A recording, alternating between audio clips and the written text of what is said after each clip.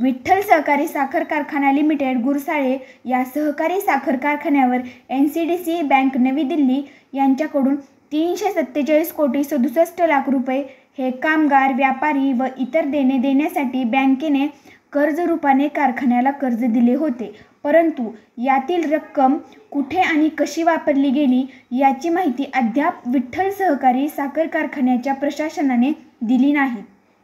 विठ्ठल सहकारी साखर कारखान्याच्या सेवानिवृत्त कामगार व व्यापारी यांनी साखर आयुक्त संकुलन पुणे येथे 18 दिवस आमरण उपोषण केले.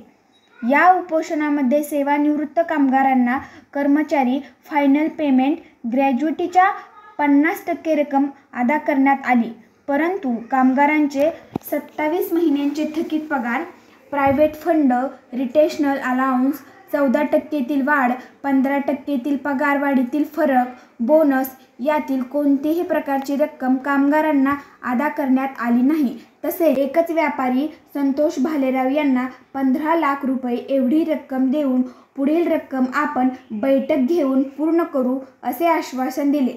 मात्र यावर कामगार व व्यापारी यांची कारखान्याचे चेअरमन यांनी कोणतीही बैठक आयोजित केले नाही. कुठेतरी चालढकल करण्याचा प्रयत्न जरी केला असला तरी कामगार व व्यापाऱ्यांचे देणे हे कारखान्याला देणे द्यावेच लागणार आहे.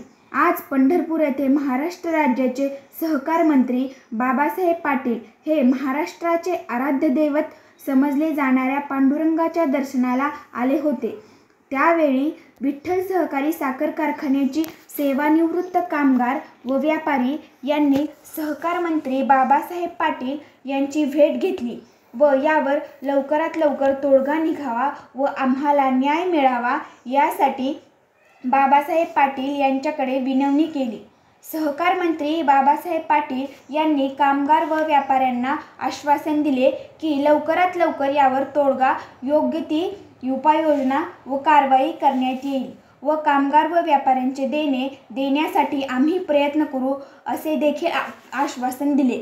यावेळी व्यापाऱ्यांच्या वतीने संतोष भालेराव व सेवानिवृत्त कामगारांच्या वतीने विलास कदम, केशव शेळके उपस्थित होते. यांनी राज्याचे सहकार मंत्री बाबासाहेब पाटील यांना फेटा, हार व विठ्ठल मूर्ती देऊन सत्कार करण्यात आला.